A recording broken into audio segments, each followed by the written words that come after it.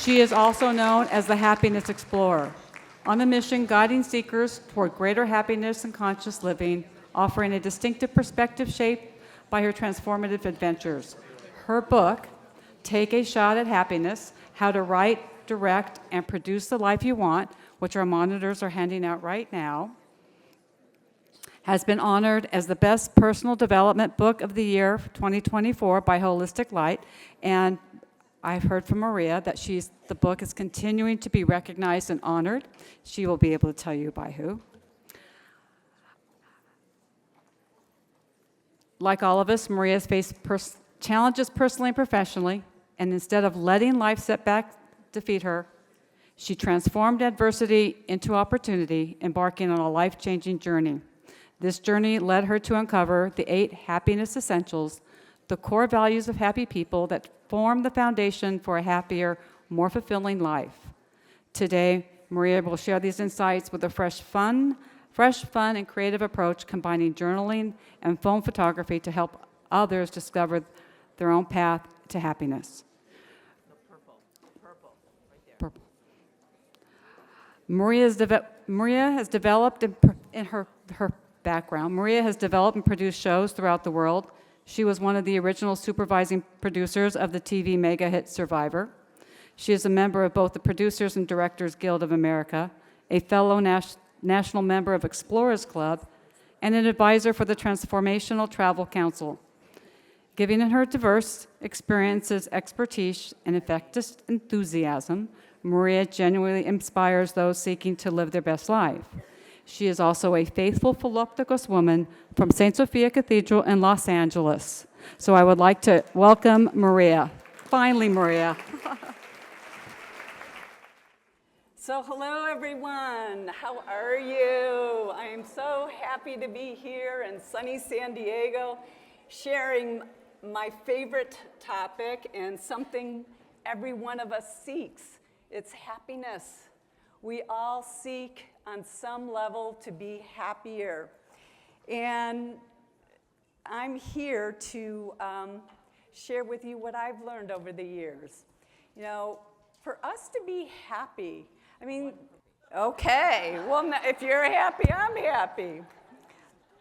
So as I was saying, I am honored to speak about the topic that we all universally seek, and that's happiness, to be happy, or at least happier. And it's even seated in the Declaration of our Independence, our right to pursue happiness. However, life isn't always easy, and being happy certainly isn't always easy, yet it is possible to be happier. And it is my desire, and that was my catalyst, to discover happiness for myself and really what makes all of us happier. Oh, wait, I'm supposed to do this. Okay, there we go. And so the seeds of my happiness journey really began on a remote island in the South China Sea. I was as I was introduced, I was one of the original producers for CBS on the show Survivor, which I did for 7 seasons. I always did the last episode. So I was with the contestants until the very end. And so often I would be interviewing one of them about their gameplay and their behavior, and they would say, you know, this isn't really me. This is just me playing a game. What, are you kidding? Of course, those were your actions, those were your words. That was you.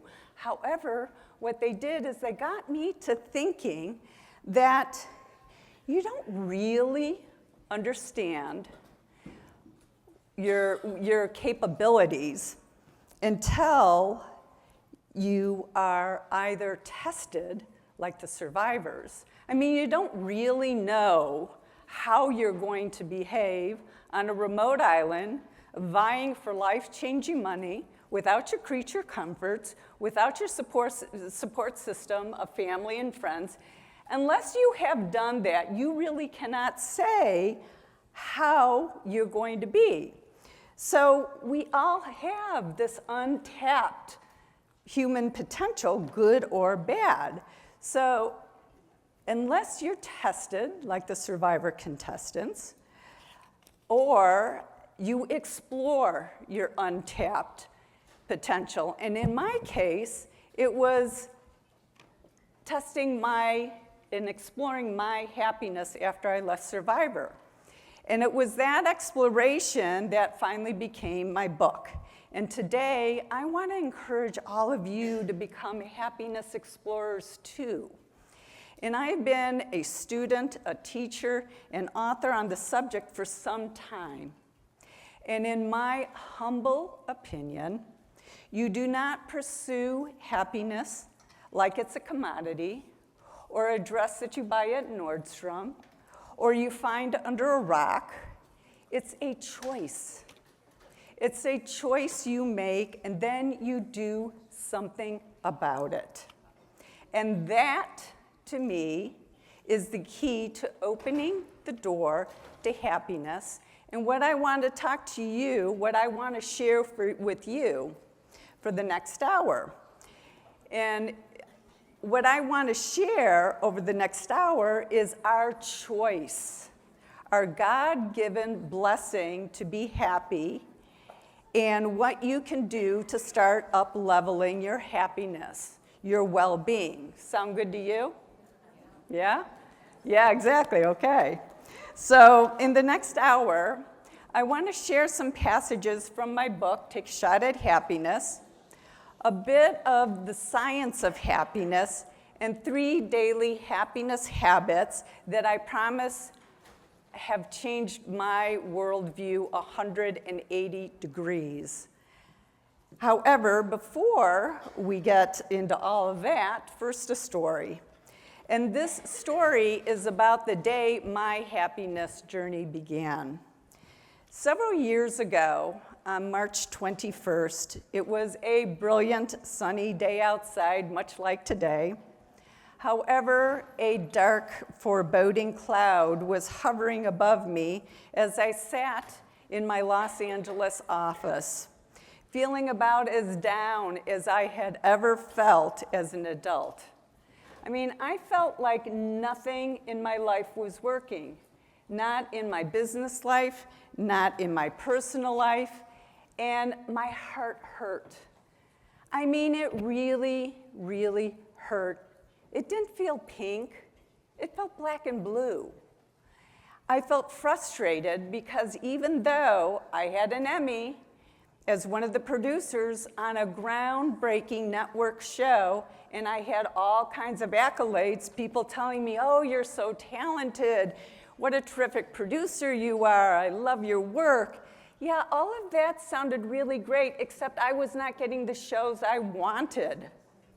And more often than not, the shows I wanted were going to male producers. And my bruised ego would think, well, you know, they're not more capable than I am. Their pants just fit differently than mine. Now, this isn't something that I could ever prove. However, it was my feeling, it was my perception, and therefore my reality. And I'm sure many of you ladies here can relate to some version of this. And the guy that I thought I was with, that I thought I was in a relationship with, was indeed in a relationship, except it was with someone else. And he didn't tell me, and I found out publicly at the filming of a boxing match of all things. I was in an arena, and across the way, I saw him sitting pretty cozily with someone else. So, I mean, kind of how ironic is that, a boxing match? And I'm sure there are many of you that can also relate to some version of this story, so I'm pretty sure we understand each other.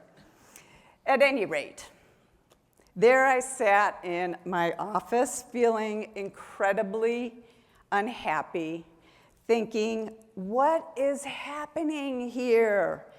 And in that deep moment of despair, It was as if I had woken up. I came out of a fog. And as I came out of this fog, I heard a voice. And it was my voice. And it was saying, I don't want to feel this way, nor do I want to stay this way. I don't want this moment to define me now or ever. And that is when it became crystal clear to me that happiness is a choice. And now I was going to do something about it, and I have done so every day since then. And can I tell you how much I love my life? How much I love sharing what I have learned, hoping to help others live better, happier, more powerful lives. And how much I love being here with all of you. Let me tell you, it's a lot. It really is. And while it seems obvious, I still think it is worthy to state the obvious, that it's important that we're happy for our overall well-being and life satisfaction, and that we uplift others to be happy too. This makes for healthier relationships on all levels, which has a positive ripple effect on the world we live in. I'm going to just remove this. Is that okay? Absolutely. Okay, great. While it seems obvious, I already said that. While researching my book, I came across a commencement speech that was made by the Oscar-nominated filmmaker Nora Ephron, who famously wrote my all-time favorite romantic comedy, When Harry Met Sally. And this was a commencement speech she gave to a graduating class at Wellesley College, where she recounted one of her classmates' summation of their time at school back in 1962. And that classmate's summation was, our education was a dress rehearsal for a life we never lived. How about that one? And ladies, and the few gentlemen that are in the room, how I feel about our lives, our happiness, each day is not a dress rehearsal. You know, we have choices, and in my book, I write that Nora stands before the next group of female Wellesley graduates. Should I be okay? All right, I was just checking. I don't want to say anything. I do. No. Okay. Sorry, I didn't want to crush. That was my intention, but I feel comfortable walking into the room. And we're glad to have you. So Nora stands before the next group of female Wellesley graduates, urging them not to do the same as many in the classes before them, the ones who had lived lives because of personal circumstances, societal norms, cultural values, glass ceilings, all the ways they were prevented from creating an abundantly full life.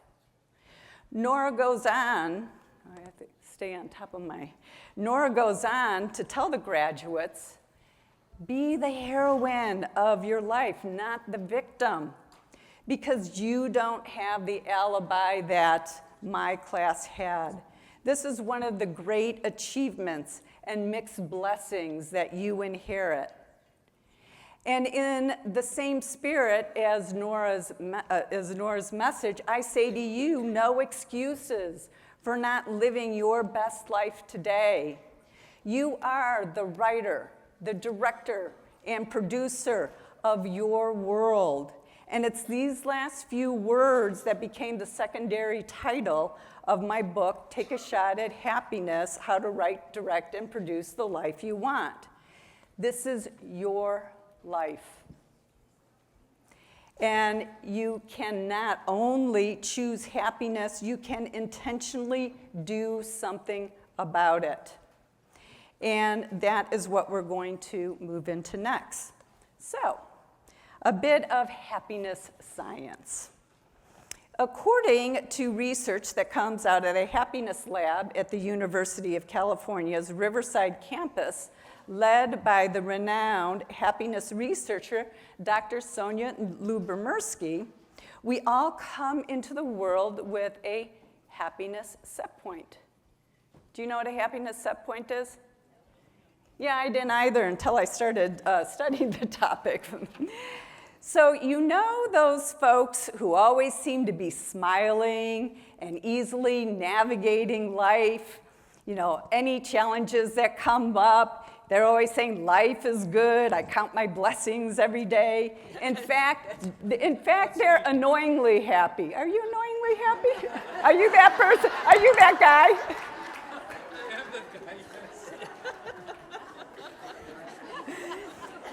And in fact, their positive energy is almost a frontal assault. Well, he, father, has a high happiness set point.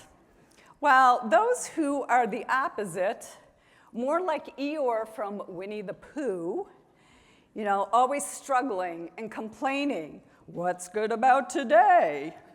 Those doom and gloom guys, as you can imagine, have a low happiness set point. And we all fall along a continuum in terms of happiness, somewhere between annoyingly happy and Eeyore. I'm sure you're not annoyingly happy. I'm positive of that. To help us understand our happiness set point, Dr. Lyubomirsky came up with a visual representation, and it's something that we can all relate to. It's a pie. However, it's not an apple pie, it's a happiness pie. So we can look at our happiness in terms of percentages of a pie. And here's what makes up your happiness set point.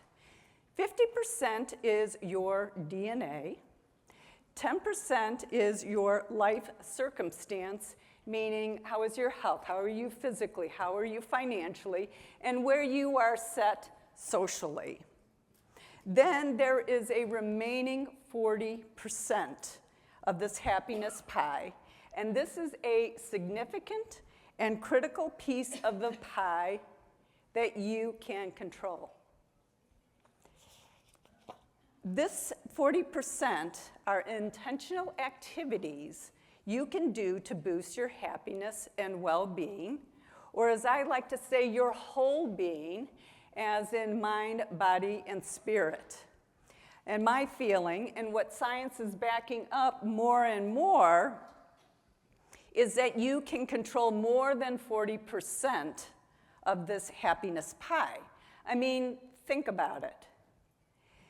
If you are intentionally and consistently engaging in happiness-boosting activities, they will shift your life circumstance, or at least your view of your life circumstance. And that will, so now you are potentially affecting 50% of your happiness pie. However, what about your DNA? Well, according to epigenetics, the study of gene expression, broadly speaking, your genes need to be in the right environment for them to fire off.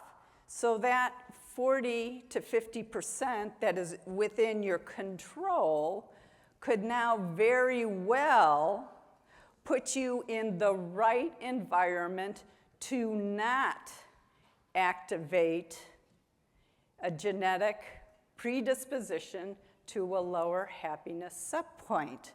So really take this in. You have the power to control the life you want. And if you are not already doing this, what are you waiting for? Seriously, carpe diem for all of us. Nora Ephron was right when she told the Wellesley graduates, be the heroine, a hero of your life, not the victim. So everyone here, no excuses, no apologies, absolutely no regrets. Be all that you can be, because here's the thing. We do not have a crystal ball or even the promise from our Savior that we'll be here tomorrow. Make today count. Make it mean something. I have a friend who is now exploring Central Asia. And he is currently in Uzbekistan. And before that, he was hiking the mountains in some of the different stands in that part of the world. And before that, he was in LA climbing Mount Baldy, a 10,000-foot mountain, at least once a week, if not more. And before that, Kevin was diagnosed with lymphoma. That was over 2 years ago. However, instead of taking this diagnosis as a death threat and letting depression and unhappiness overtake him, Kevin took it as a live life to its fullest opportunity and did something about his health, state of mind, and happiness. And today, his CAT scan shows smaller lymphoma tumors, his blood work is fine, and he doesn't need to do chemo for now. Kevin did that for himself. He shifted his mindset from his life circumstance setback, dealing with cancer, to dealing with cancer as he lives the life he wants for as long as he can. Now that's inspiring. Yet, how does one get there?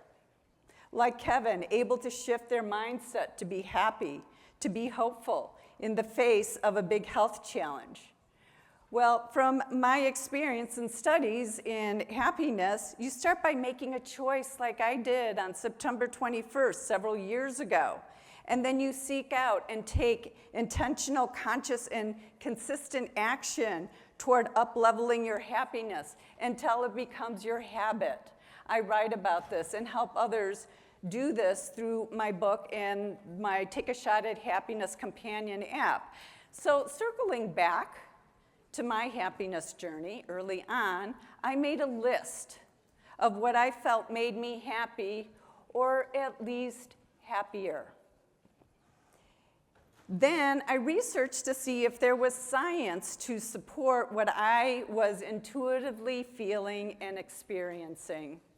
There were 8 items on my list, and they became what I call the happiness essentials and the chapters of my book.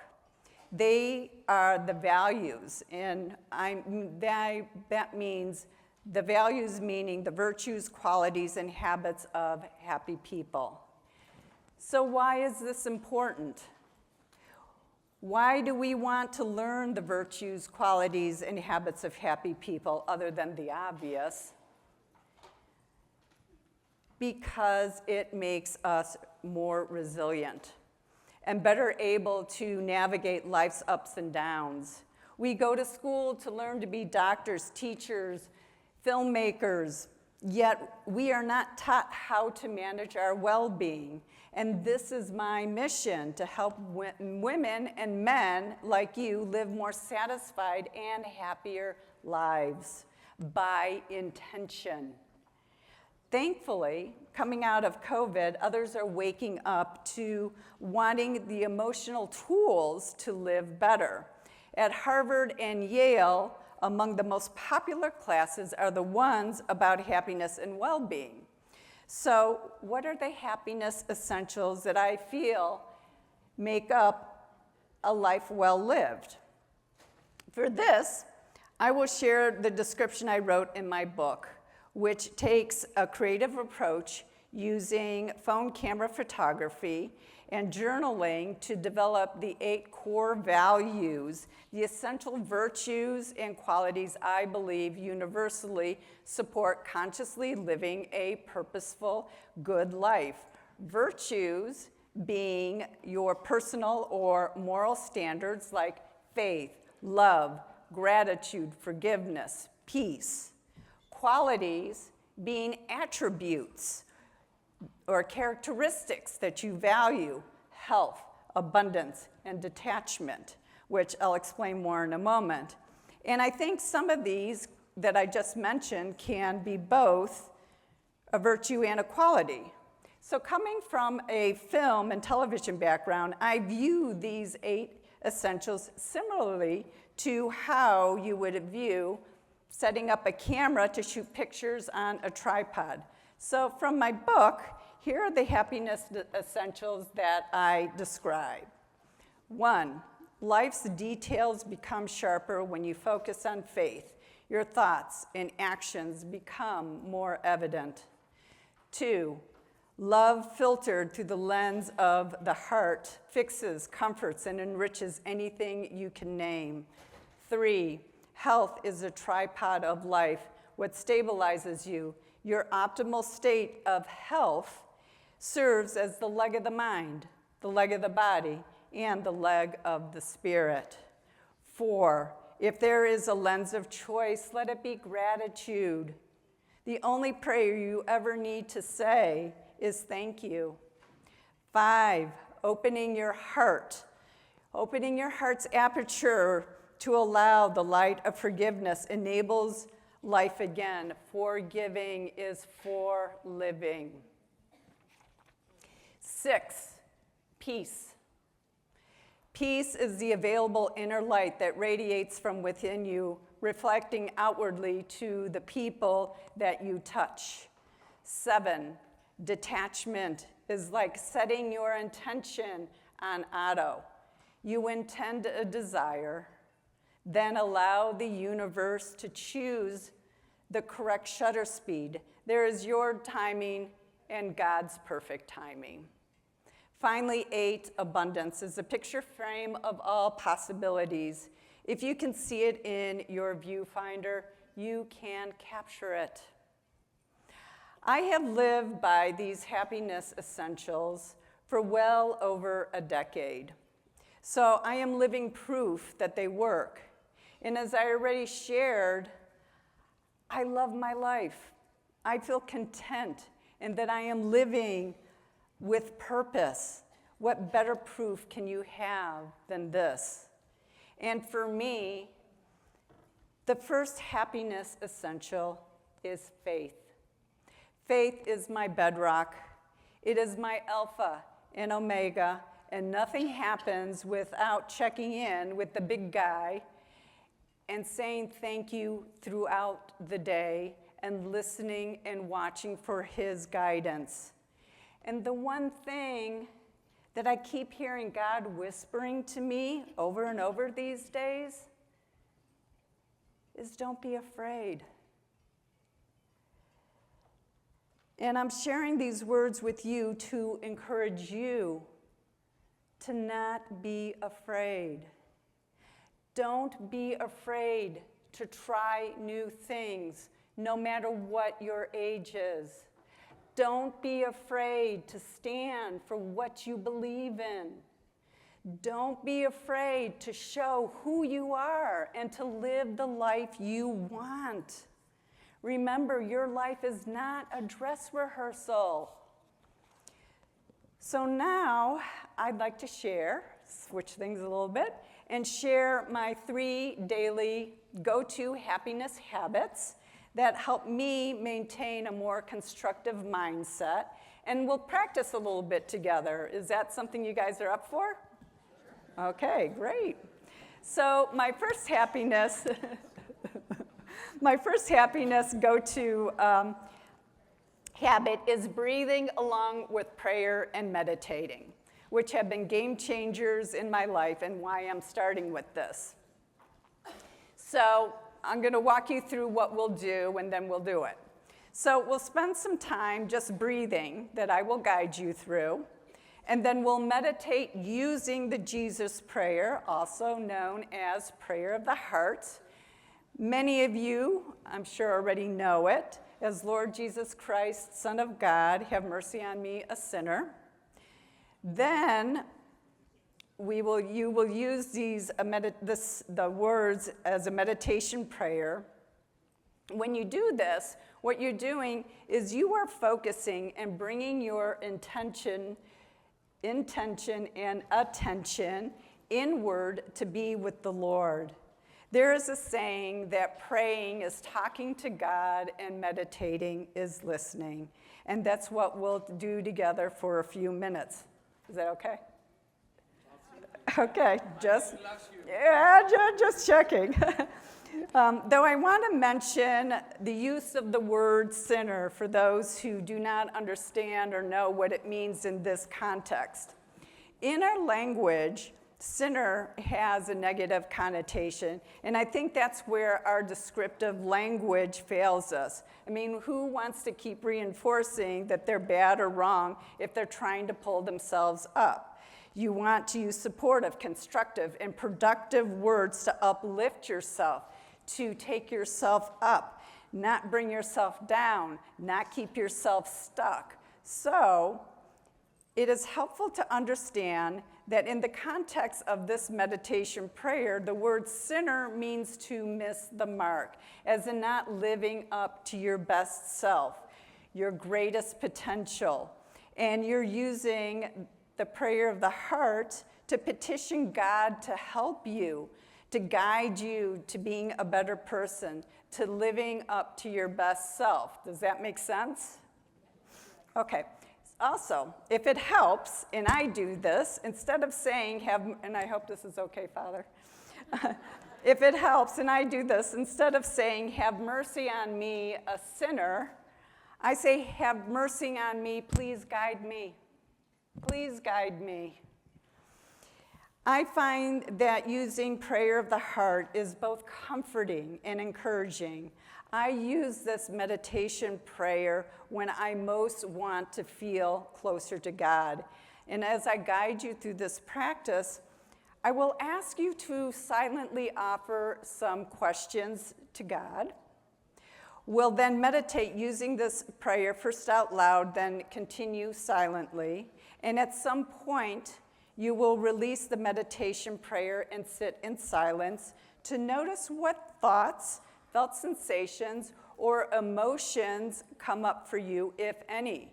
And there is no wrong here. Whatever you are experiencing, it is right for you. So now just get comfortable in your seats, and I invite you to close your eyes. And you'll keep your eyelids closed until I ask you to open them again. And as you keep your eyes closed, I will be guiding you to what to be doing. So the first thing I'm going to invite you to do is take slow breaths. And you're breathing in and out of your nose. And notice with each breath, if your mind and body start to relax more and more. And just allow yourself to surrender to this moment of being guided. And if it helps, count to 4 on the inhale through your nose and count to 6 on the exhale out of your nose at whatever rate is comfortable for you. And just keep that breath in and out of your nose. As I share that what you are doing is diaphragmatic breathing or deep breathing. This helps with stress reduction by triggering your body's relaxation response and lowering levels of cortisol, which is a stress hormone. You're hopefully also lowering your heart rate, which can aid in promoting better health if you regularly do this type of slow breathing. Oxygenation is improving. These slow breaths increase the oxygen you're taking in and better circulates throughout your body, which can help you focus and give you more energy to improve your overall cognitive function. You may also notice that you're feeling more present to this moment, more mindful, feeling a bit more grounded. This deep breathing practice increases relaxation by stimulating the parasympathetic nervous system in the region of the brainstem and spinal cord, which counters the stress of feeling like you must choose between fighting or fleeing from a difficult situation. It can also help reduce the muscle tension you may feel in your neck and shoulders and stomach and lower back or jaw. And just keep breathing. A few more slow breaths at your own speed. And now silently, still with your eyes closed, ask these 3 questions. And after each, we'll sit for a few seconds to notice what comes up, any thoughts, felt sensations, or emotions. And the emphasis being on noticing, not forcing an answer. This is not the time to figure out your to-do list or solve the world's problems. Just notice the experience you are having. First question to silently ask yourself, who am I?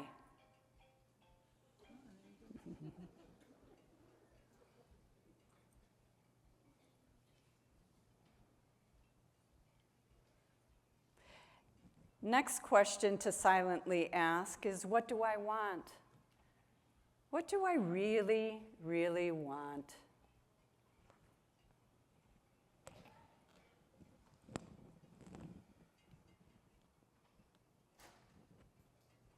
And the third and final question is, why am I here?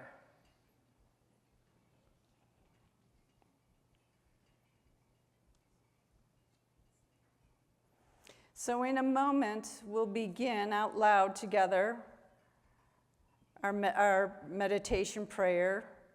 Lord Jesus Christ, Son of God, have mercy on me, a sinner. Or if you prefer, have mercy on me, please guide me. We'll say these 3 times together. And then you'll continue saying this silently to yourself until I ask you to release the words. So let's begin together. Lord Jesus Christ, Son of God, have mercy on me, a sinner.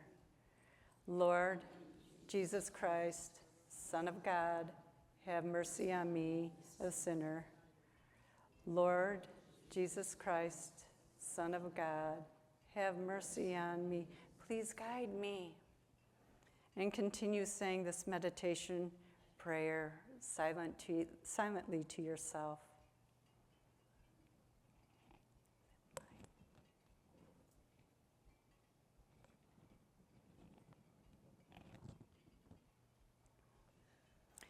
You can release the meditation prayer, the words, and notice if any thoughts, felt sensations, or emotions come up for you. And it's okay if nothing does, then just enjoy the peaceful silence of about 1.5 minutes. I'll keep track of the time.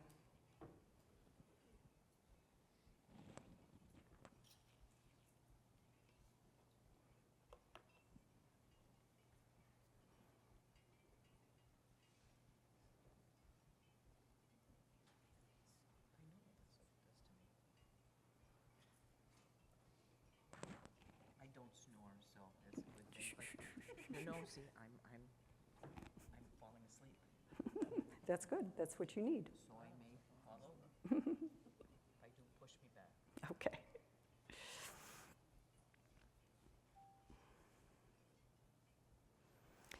So as we close this meditation prayer, acknowledge at least one thing that you are grateful for in this moment. And then when you're ready, just open up your eyes. How'd that feel? What are some descriptives? You can just call them out. Relaxing. Anything else? Peaceful. Refreshing. Connected? Is connected one of them? Yep. What's yours? Thankful?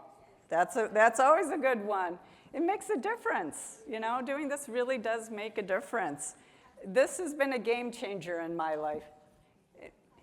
Happy, there you go. Perfect. So my next go-to. So this one addresses one of the most frequently asked questions that I get, and that is, what do you do about that hamster wheel of negative thoughts? And that I should have, and why didn't I? And for this practice that I'm going to share with you, it comes out of cognitive behavior therapy, and it's called thought stopping. And it's literally what you are doing with your negative thoughts. You're stopping them. And when you notice you're having unpleasant or unwanted thoughts, when you're being judgmental about how your friend is acting, or you have a comparing mind, well, I don't know, look at my outfit, look at what they're wearing. You know, how come they got an invitation and I didn't? You stop these thoughts and you redirect them by doing one of four things: by clapping your hands, by having a rubber band around your wrist and snapping them, literally saying, stop it, or you do what I do and you snap your fingers. So if you see me doing this, know that I am shifting my thoughts to something that's a little bit more helpful. And doing any one of these four things, what you're doing is you're startling your thought. And when you startle your thought, interrupting your thought, you then can choose a new thought. And you have the opportunity to choose a thought that is more constructive and more productive. I mean, you don't need nor want to carry around negative thoughts like they're a bag of rocks. That makes life so much harder than it really needs to be. So to show you what I mean, take a moment again just to close your eyes and think of something that annoys you. However, don't take something that's going to really trigger you. I mean, take a minor offense, like somebody cutting in line in front of you or not returning a phone call. You know, just a minor offense for this thought experiment. Thank you. It's late in the day for me too. So, do you have it? Do you have something that's annoying? Hopefully it's not me. Notice how it makes you feel inside. So when you're thinking about that annoying thought, how are you feeling inside? Chances are you're feeling a bit constricted. Maybe there's tension around your mouth. Yeah, there's tension in your forehead. Your hands are clenched. Any of those things? Yeah. Now, shift your mind to something that's more pleasant, like being with your family or a friend giving you a surprise gift.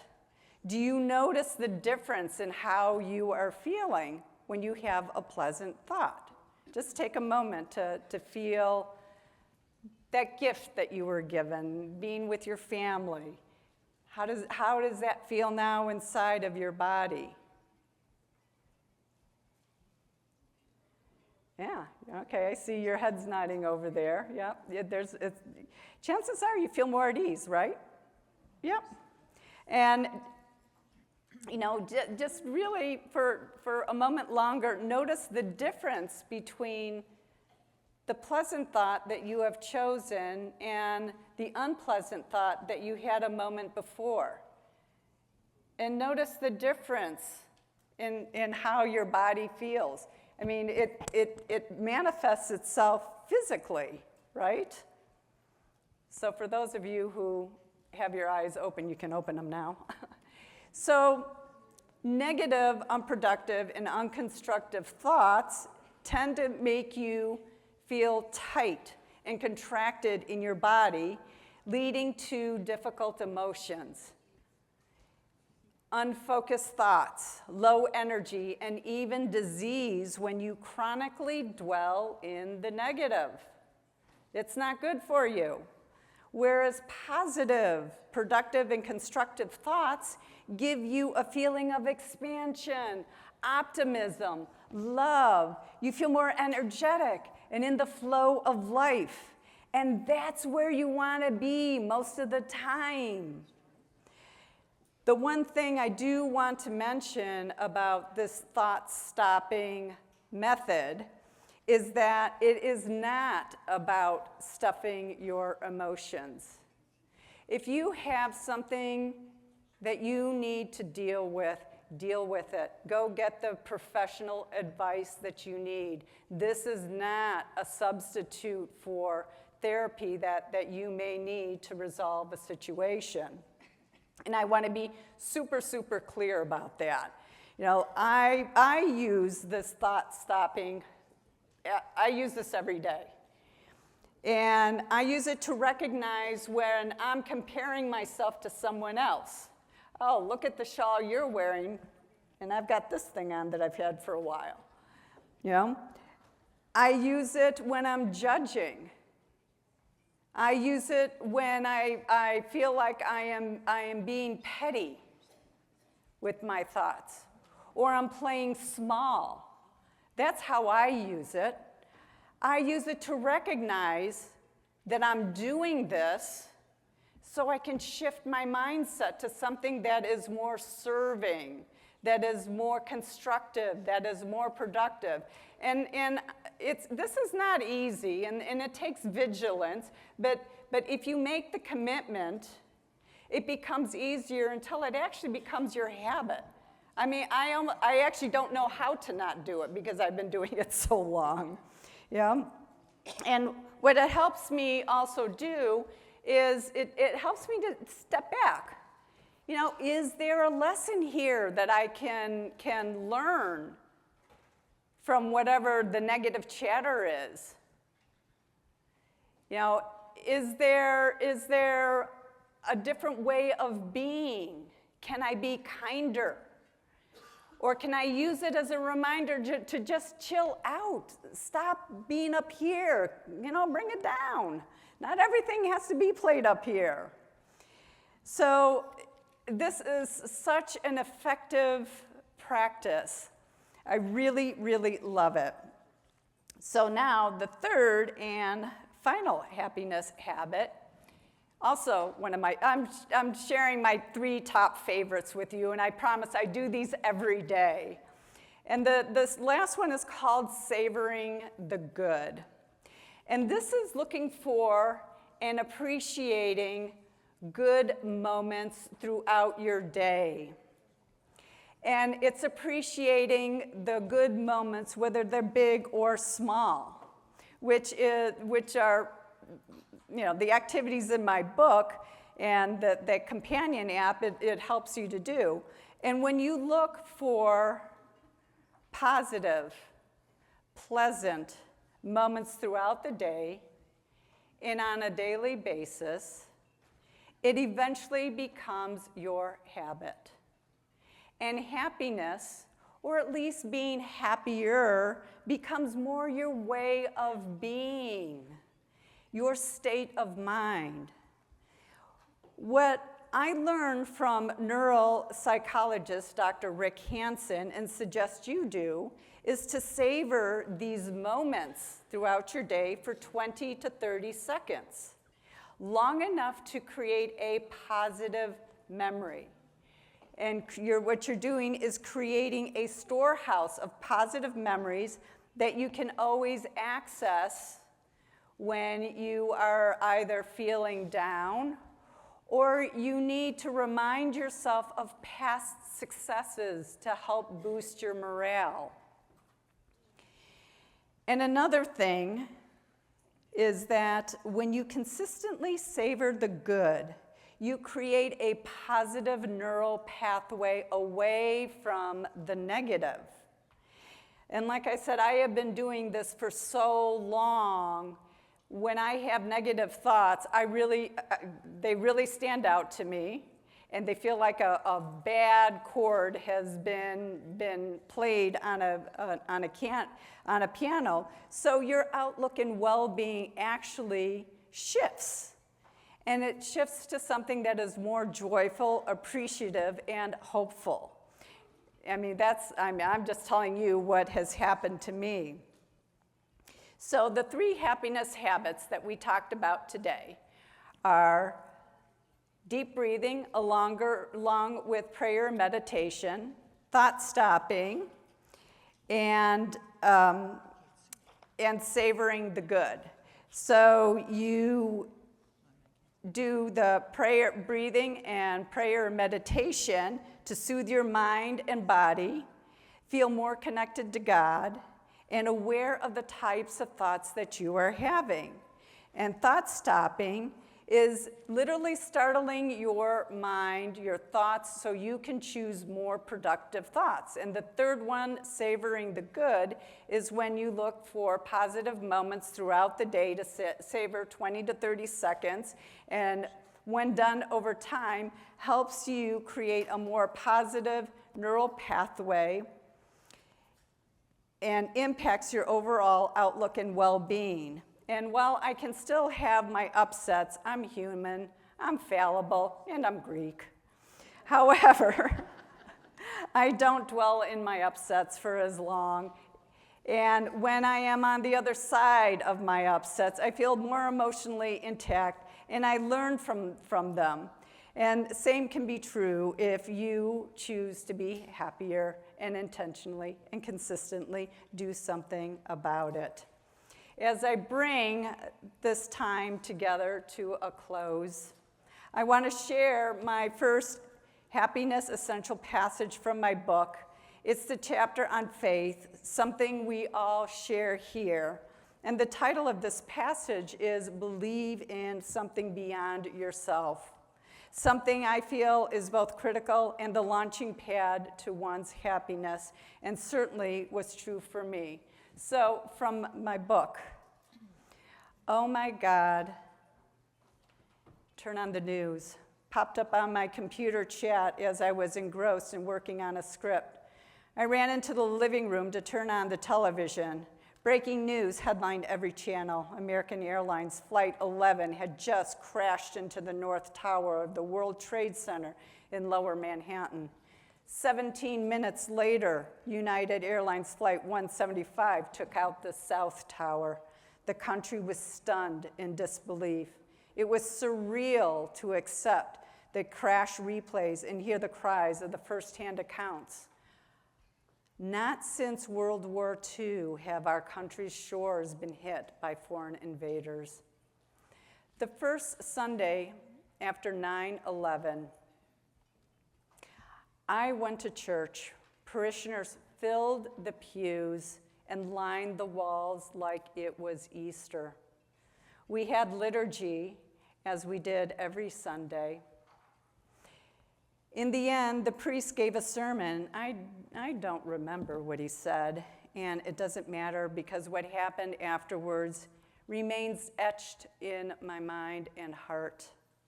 After the homily, we all sang, God Bless America. The entire church, everyone, wept for the state of our country.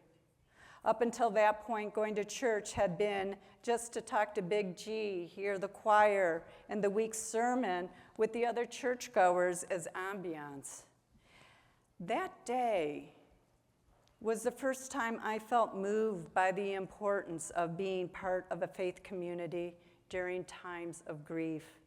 That is when I realized that spirituality as a concept, whether religious doctrine you follow or not, is a vessel for hope and comfort. Everyone in that church wanted the same thing, solace and hope. It was palpable, drawing me in like a big, comforting hug. bringing me closer to my faith, opening an aperture, an inner aperture that has allowed my faith to become stronger with each passing day and year. It is what gets me through the day, the tough times, my darkest hours, and leads me to the light once again. Maybe it is true there are no atheists in foxholes.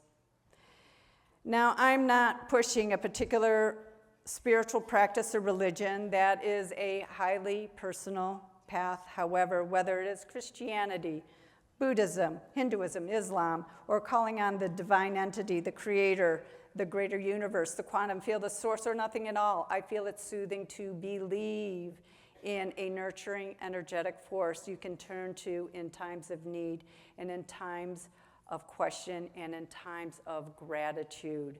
Having this in my life is powerful beyond all measure. It is my vessel for hope, solace, direction, peace, love, gratitude, and forgiveness, and is the place to put the unexplainable. Faith in a greater force helps you feel that you are not alone. Recent research at Stanford University points to prayer being beneficially similar to mindfulness and cognitive behavior therapy. It allows you to process something upsetting or frightening and shift your focus to something more constructive and comforting. And that is why our congregation filled the church and prayed that Sunday as our worlds were in shock and mourning. For me, I felt the reassurance that God was paying attention. Thank you for having me here today and for allowing me to share my happiness journey with you. I hope that you were inspired to join me in using your faith as a launch pad to become a happiness explorer, someone who better understands their happiness and what will make you happier. Remember to be the heroine or hero in your life story. Take control of your choices. Be the writer, the director, and the producer of your life. Your life is not a dress rehearsal. Thank you.